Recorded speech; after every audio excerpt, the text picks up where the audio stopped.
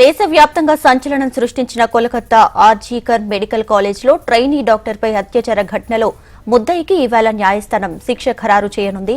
గత ఏడాది ఆగస్టు 9వ తేదీన సంజయ్ రై హత్యాచార ఘటన జరిగింది.